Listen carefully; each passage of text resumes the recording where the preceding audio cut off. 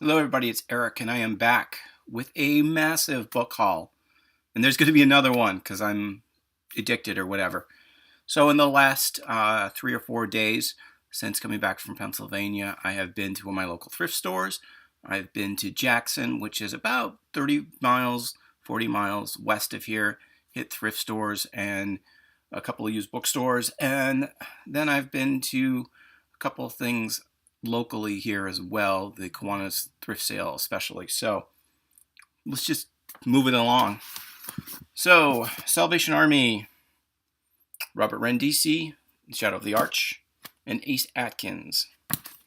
I'm not going to comment too much on a lot of these things. Picked up a movie tie-in version of The Dark Tower because the movie tanked, and because I don't currently have a version of this, and it's in pretty good shape. Another Clive Cussler, Isaac Bell novel. I don't believe I have this one. These were all relatively cheap, 50 cents or less. Okay, getting into some crime stuff. This looked kind of cool, even it's set in Minnesota. I used to live in Minnesota, so that kind of appeals to me. Cheap, 20 cents. Okay, I picked up some horror stuff. I've been finding a lot of crazy horror stuff lately. It's Christopher Pike, The Listeners. This sounds like a cult thing. And it's got one of those covers. It's got the, I need to figure out how I'm going to do this. It's got the cutout, and then you open it up, and there's something inside. I got a bunch of those to show.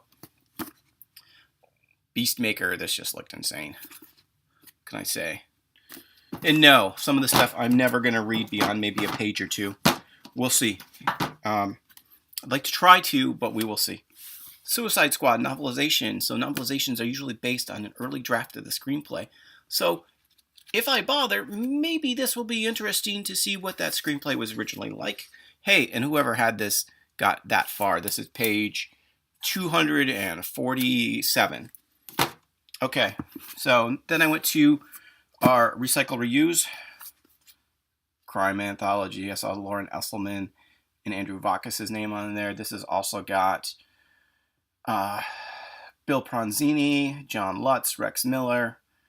Mainly it was the Laurel Esselman, and I think these were like a quarter.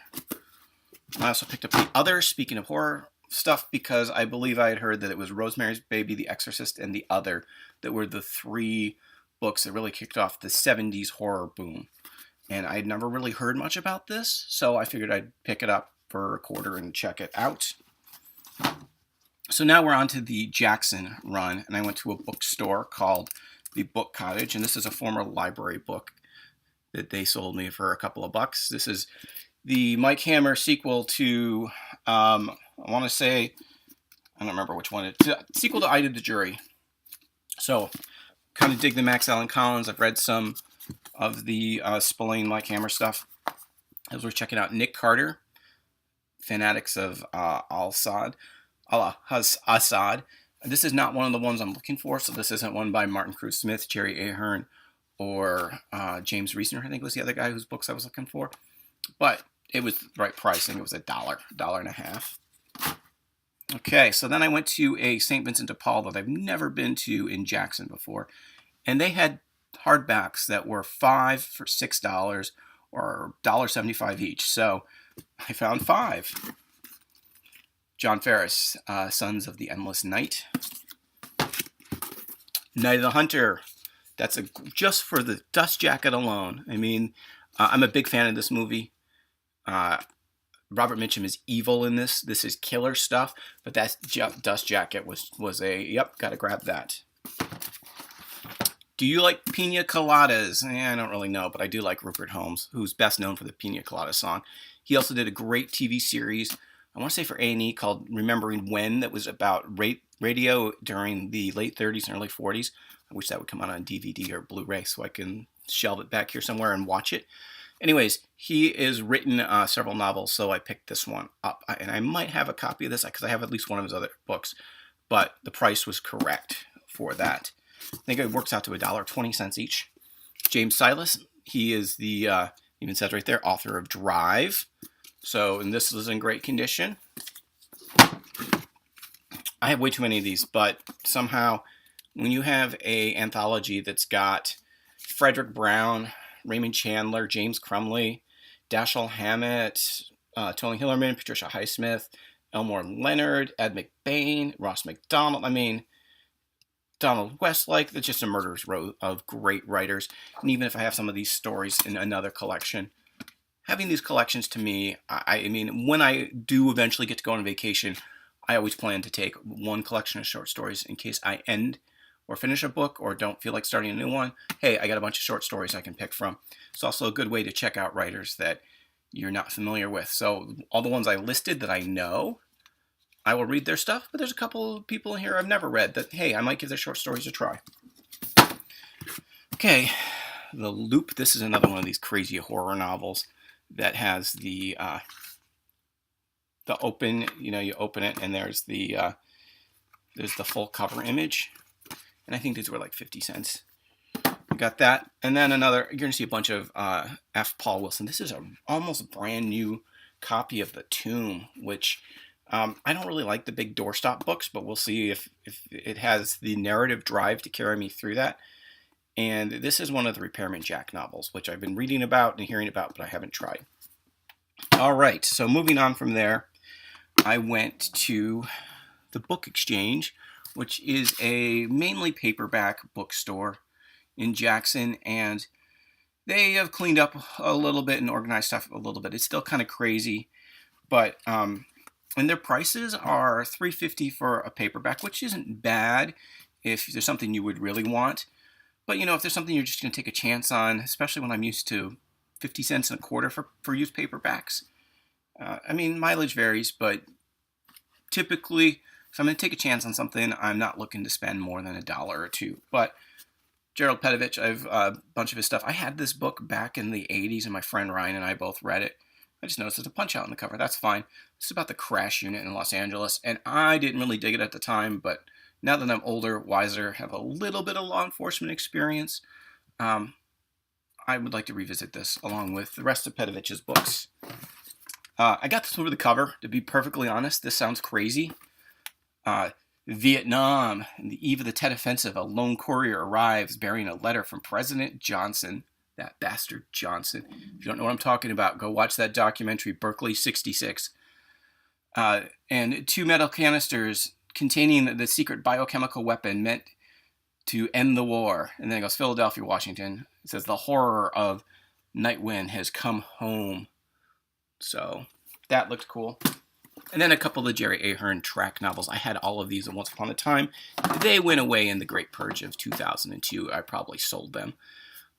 But, pulp stuff, revisiting your youth, that kind of thing. So these were definitely worth it. And I believe at the end of the day, they charged me like $10 for all 4 of those. All right, so from there, I went to yet another St. Vincent de Paul. This one has 2 actual physical buildings next to each other, and one of them I didn't go into, which I probably should have. But the other one had the advertising for books, and I've been in there a couple times. And the books there are dirt cheap. They are 24 cents for a paperback, like Remo Williams, The Adventure Begins. And when I talk about prices here, I'm not trying to say, oh, I got a great deal. I'm trying to say, when you are looking for stuff that's out of print, you're looking for readers' copies of stuff, going to your local thrift stores can often be financially rewarding as far as being able to pick up things that you wouldn't spend $4 or $5 on. But 24 cents, sold. Novelization of Mad Max Beyond Thunderdome. I almost left this there, and I was like, There were a couple things I did leave there that in hindsight I was like, I really should have grabbed those. But 24 cents. No idea. This just looked kind of cool. Curious Eat themselves. And it's a Berkeley mystery, or Bantam mystery, so sure. George V. Higgins. Always good. More crazy horror looking stuff from Zebra. Although this is maybe more of a thriller, I think. F. Paul Wilson, Reborn. I think there was 1 or 2 of his that I left there, but I grabbed 2 of them. Sibs. Another John Ferris, Catacombs. Look at that cover. For the cover alone. All right, so what else I got here? Donald Hamilton, Assassins Have Starry Eyes. So I went and I hit up their free shelf. I didn't see the receipt here, else I would tell you. I think I spent like about $2.50. Jacqueline Suzanne, Love Machine. I've been wanting to pick up one or two of her novels just to check out what her style is like. My impression is that it's crazy, like semi-sleazy 70s adult pulp stuff, but Robert Silverberg down to earth. I got this for the cover. Maybe I'll read it, maybe I won't. Edward S. Aarons, The Sinners. A Mac Bolan, number 45. And then Wolfen by Whitley Strieber. So lots of horror stuff. And I like that cover. That's cool. I saw the movie of this again recently and was impressed. So I might actually check this one out. And then finally, today, as I mentioned, I think I went to the Kiwanis sale and picked up some stuff. If you saw the video I did recently on music, you saw that I talked about some of the records I picked up. But Robert B. Parker, God Save the Child, this is one I needed.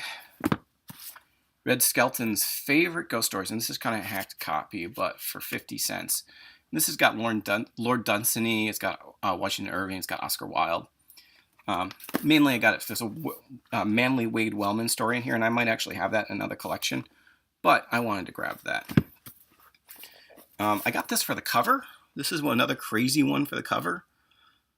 You look at that. That's just awesome.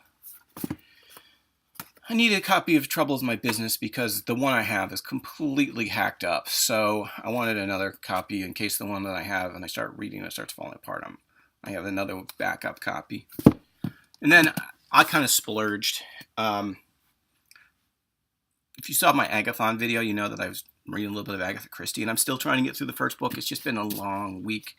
My biggest obstacle has been finding the time to read, and it's not all this thrifting that's zapping my strength. It's, if you can hear it, I'm kind of stuffed up and work. But they had $2 hardcovers, and they had a whole bunch of these Agatha Christie bantam kind of fake leather, and then there were none, which I have another copy of in paperback, but the cover's falling off, and The Murder of Roger Ackroyd. These are for reading. I mean, these are nice editions. They're strong. They're big enough to hold on to. The print's big enough to read.